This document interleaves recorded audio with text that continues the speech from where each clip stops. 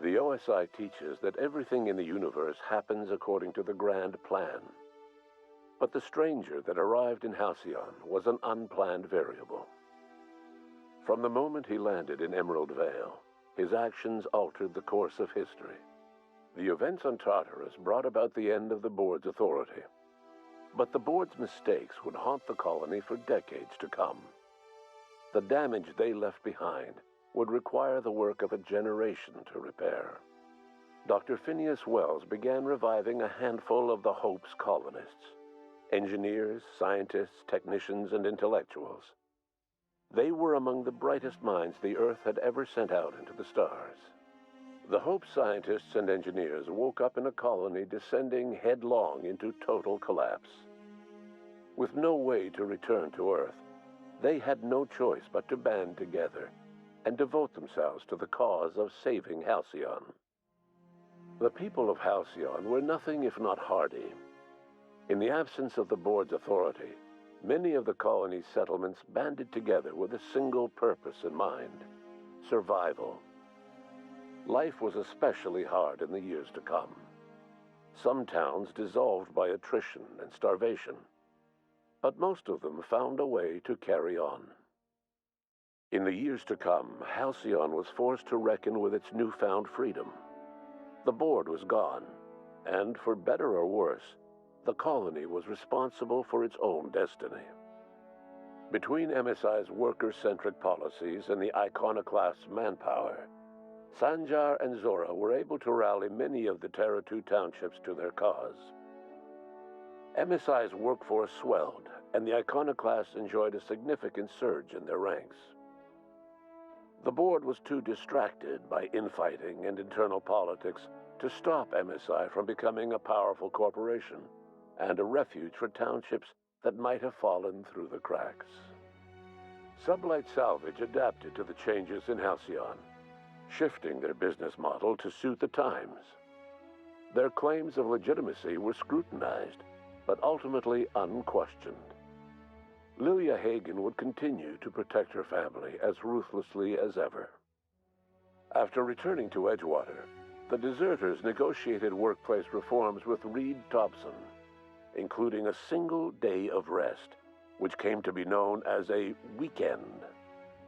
As the world around him changed, Thompson found himself pining for the old days.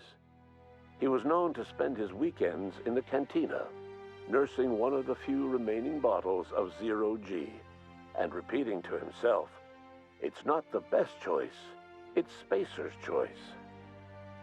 As for Adelaide McDevitt, she tended to her garden in solitude for another year before passing away. Her body was discovered some months later, when Reed Thompson paid her a visit in an effort to make amends.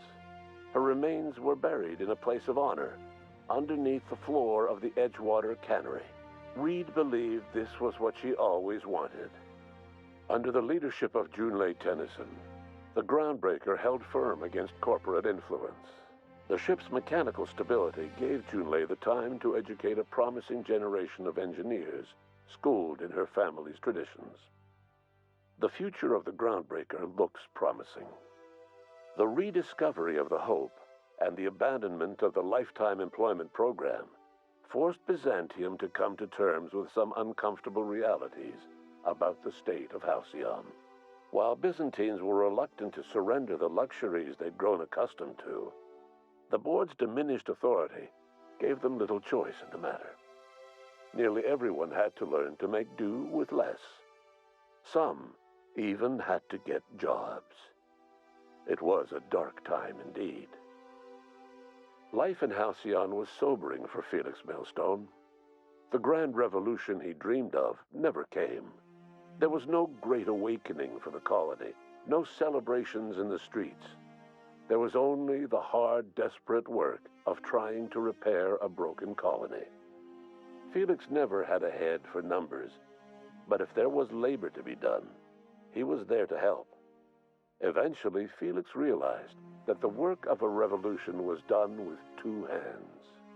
As much as he enjoyed his adventures aboard the Unreliable, the vicar, known as Max, eventually decided that it was time to move on to live out the life he had sought so long to create.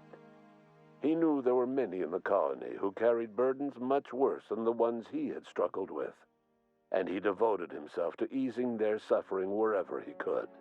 He only ever took up arms again to defend the defenseless. Unshackled from a lifetime of striving and fighting the universe and himself, Vicar Maximilian de Soto was finally at peace. Once the matter with the Hope colonists was resolved, Junlei bashfully asked Parvati if she'd like to join her permanently on the Groundbreaker, and Parvati enthusiastically, if somewhat awkwardly, agreed. The stories of her adventures spread across the colony, and Parvati soon found herself the center of attention. Having served as the engineer of a renowned spacecraft, tramp freighters and wildcat miners sought her out by name, and in no time, she was a fixture in the Groundbreaker's mechanical ecosystem. She and Junlei were never far apart. The SAM unit that accompanied you spread awareness of the product line's superior sanitation and maintenance capabilities across what was left of the colony. This led to a boost in SAM unit sales. Did you know that SAM units are the longest-lasting, toughest-acting cleaning solution in Halcyon? Minister Clark was released from house arrest, and his contact with you gave him a sense of renewed purpose and vigor. Once it became clear that no help would be coming from Earth, he threw his considerable efforts and talents into helping Halcyon manage the crisis before it. As for Dr. Phineas Wells, he spent his remaining years in his orbital lab. He eventually came to terms with his own past and was able to forgive the mistakes of his younger self by devoting his remaining years to serving the colony. In the end, Dr. Wells was able to save every scientist and engineer aboard the Hope. Over the next decade, nearly all of the Hope's remaining colonists were successfully revived. Halcyon saw a period of rapid technological and scientific advancement. Breakthroughs in dietary supplements saved the colony from starvation. Geoengineering projects and social reforms began to change the structure and character of the colony.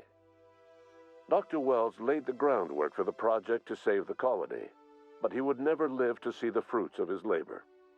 He passed away a few years later. His work was carried on by the scientists and engineers he revived. Today, Halcyon has stabilized. The people of the colony work hard to adapt to their new circumstances. Nearby colonies send aid and supplies. Life will never be easy in Halcyon, but for the first time in its history, there exists a sense of real, genuine hope about the future. And what about you, the unplanned variable in the history of Halcyon? Long after Wells passed away, you carried on his work with more energy, determination, and brilliance than he could ever muster. The years that followed were hard, but Halcyon survived by the efforts of the Hope's most promising